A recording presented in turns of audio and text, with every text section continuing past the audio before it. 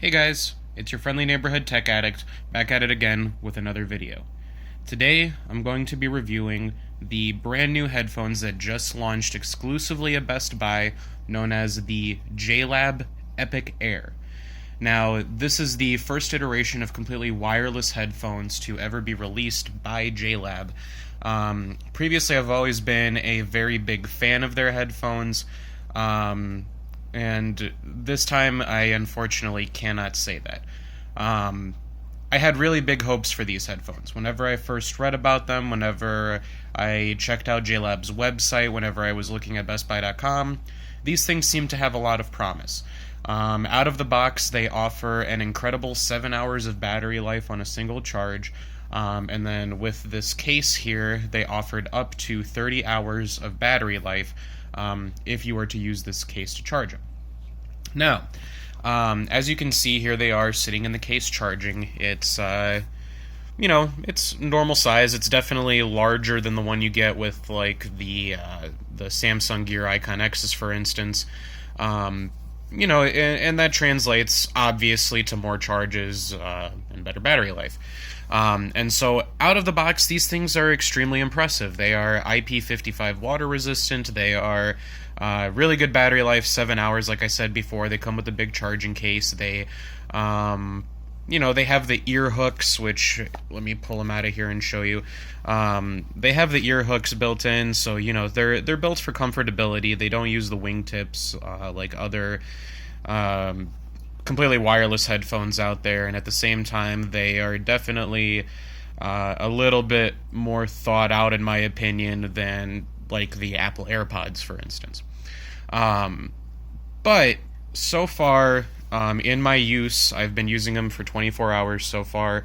I have to say I'm not impressed.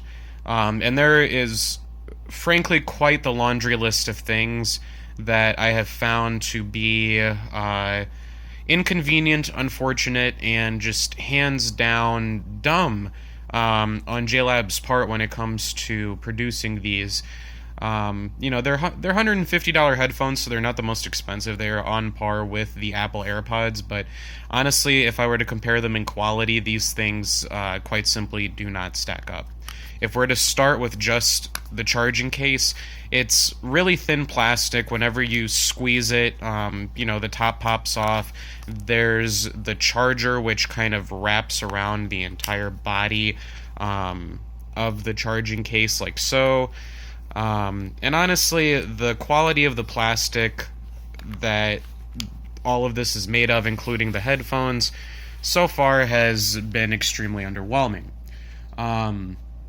And sometimes I can forgive that. They have IP55 water resistance, and as long as they don't get damaged in my day-to-day use, that's fine for me, that's perfectly fine. But for longevity's sake, I know I'm going to be using these at the gym. I know I'm going to go jogging with them and stuff like that. I know I'm going to toss them in my bag a few times. I just feel like these won't last. Even if you were to take a look at the headphones themselves, right? So here's the bud out of its little container. It'll probably be difficult to show you here unless I can get my phone to super focus, but the seam lines, the way these things are put together, all of the lines are a little bit crooked. All of the seams where plastic connects to plastic, or these silicone tips connect to the body of the headphone, it all just seems very, very poorly put together. And right out of the box, that struck me. I was like, wow, compared to even the Gear Icon X's, these things look like a dollar store iteration of some wannabe premium headphones. So very disappointed there on that end. Next, and this probably puzzles me the most.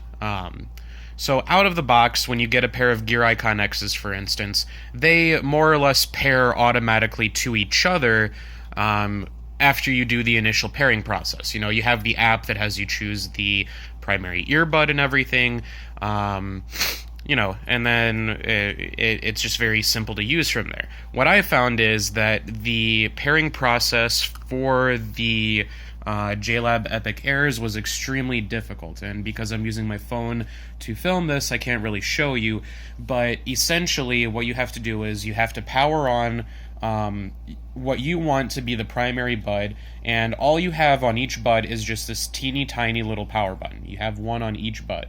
What you have to do is press and hold the button on the bud for 3 seconds, which turns the pairing mode on the primary headphone, and then you have to pair it to your phone. And that's where one of my first problems arose, was my phone wouldn't recognize the left earbud. So out of necessity, I had to use the right earbud as my primary.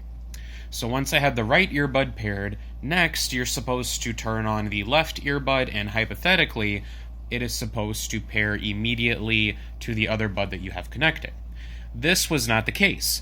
I had to go in and reset these buds multiple times, which entails pressing and holding this button until you see the light flash and then turning it off, and just a very tedious process. And whenever I finally got them connected, I found my next issue, which was that the connectivity of these is extremely poor.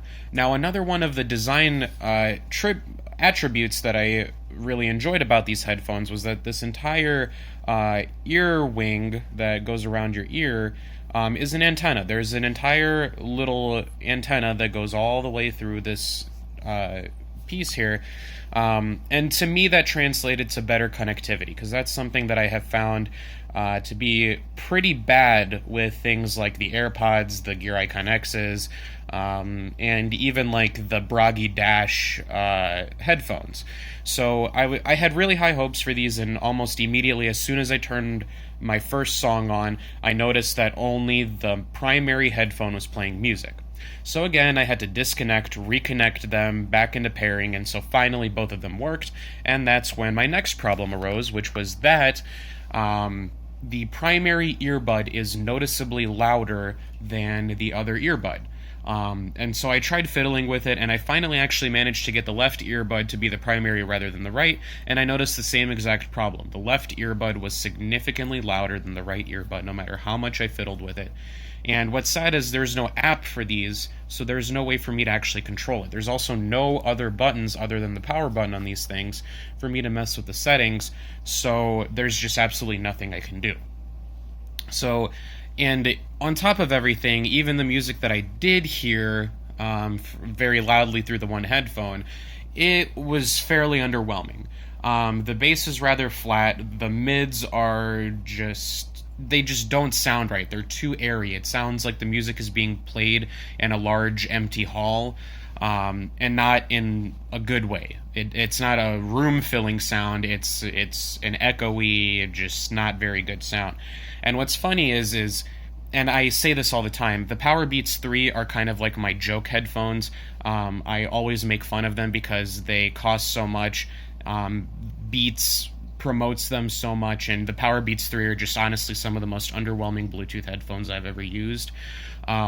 These things are even worse, and they're in the same price bracket, and that's what kills me, is that these aren't even that great, okay?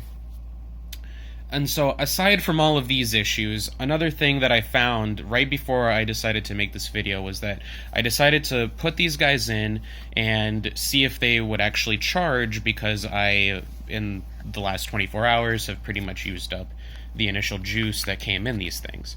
And so what I've noticed is when you pop them into the battery pack will show you that there's juice left, right?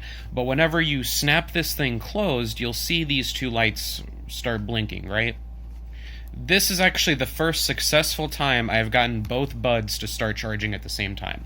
Every previous time I have noticed that the lid on this thing does not shut tightly enough to get the pins for charging to perfectly line up on the dock when you have the headphones inside of it. And so that's just another thing to add to the pains that I have so far experienced in just my first 24 hours with these headphones.